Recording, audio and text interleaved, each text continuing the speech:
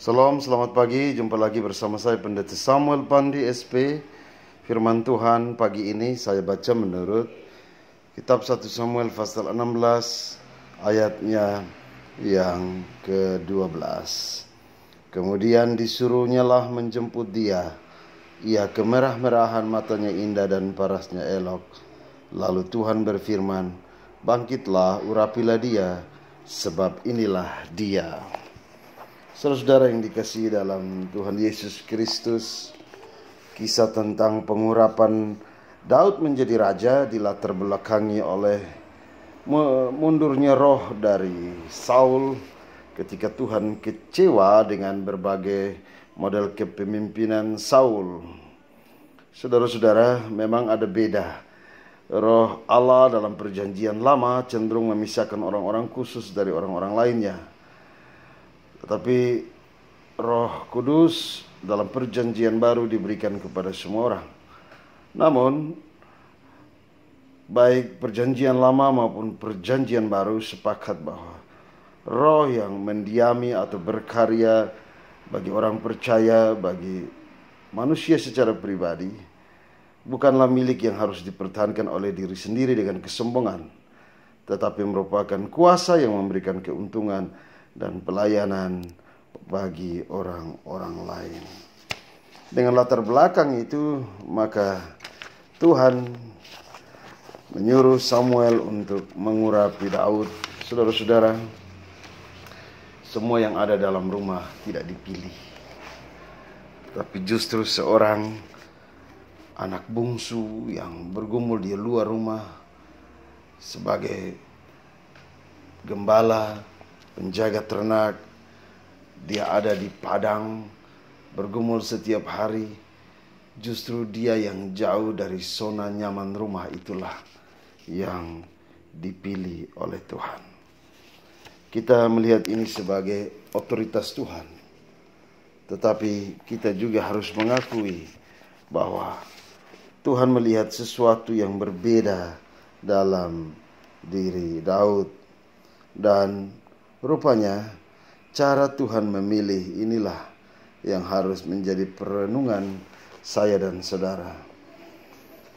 Ia kemerah-merahan, matanya indah dan parasnya elok. Sadarkah saudara bahwa gambaran tentang keberadaan penampilan luar dari Daud itu adalah gambaran tentang seorang manusia yang polos, apa adanya, tidak munafik. Dia membiasakan diri dengan keberadaan diri yang tidak macam-macam. Saudara, kadangkala ketika kita punya sesuatu, kita memiliki sesuatu, kita berdandan dengan pengetahuan kita, berdandan dengan kegagahan kita, kita berdandan dengan kepintaran kita, kita berdandan dengan kekayaan kita, segala dandanan-dandanan yang ada dalam kehidupan kita membuat kita tidak lagi menjadi diri sendiri. Dan Daud hadir dengan keberadaan diri apa adanya. Saudara-saudara, Tuhan memang memiliki kehendak bebas untuk memilih siapapun. Walaupun Daud berparas elok seperti Daud, kepribadian yang menyenangkan sebagai modal, meski kita menyebutnya itu sebagai yang utama, tetapi sekali lagi semua itu tidak menggambarkan bahwa dia menjadi sesuatu yang spesial. Tuhan sendiri yang memilih. Saudara, kepribadian dan keadaan kita mungkin ketika dilihat orang tidak sesempurna Daud. Keberadaan kita, semua aset dan kehidupan yang kita punya mungkin tidak menarik bagi orang lain. Tetapi percayalah, di saat saudara dengan keberadaan diri apa adanya, dengan ketulusan hatimu, maka itu sangat menarik bagi Tuhan. Roh Kudus senang bernaung di dalam diri saya dan saudara, supaya keberadaan kita menjadi berkat bagi orang lain. Perbedaan yang terlihat dalam pemilihan Tuhan bagi anak-anak Esau itu hanya soal visi. Kemampuan Daud untuk mengumpulkan ternak merupakan latihan yang tidak secara sengaja itu telah membentuk kepribadian Daud menjadi seorang pemimpin. Bagaimana rasa kepedulian, cinta dan kemauan untuk melepas kenyamanan itu adalah modal dasar yang membentuk kedisiplinan saya dan saudara untuk menjadi berkat bagi orang lain.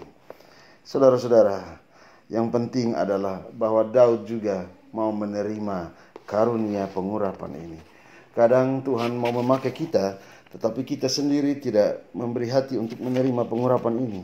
Dalam hal ini, saudara-saudara, kita belajar dari Daud, bahwa ketika ia dipanggil, ketika ia diurapi, ia hanya menampilkan keberadaan diri apa adanya. Tetapi kesiapannya untuk menjadi orang yang diurapi, orang yang menjalankan kehendak Tuhan, itu jauh lebih utama.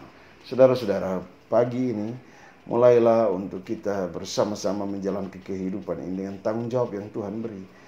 Tuhan memberi kita sesuatu yang mungkin tidak spesial, tetapi itu berguna bagi kehidupan.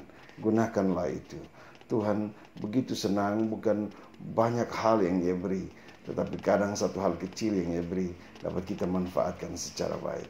Tuhan mengasihi kita, Tuhan memberkati kita, sehingga kita terus menerima tanggung jawab, memulai segala karya yang indah di pagi ini dengan mulai untuk menjadi berkat bagi banyak orang. Hidup kita dengan keberadaan apa adanya tetap menjadi berkat. Tuhan memberkati kita. Amin. Mari kita berdoa. Tuhan Yesus berkati kami agar kami memulai pagi dengan terus menjadi berkat bagi semua orang. Amin.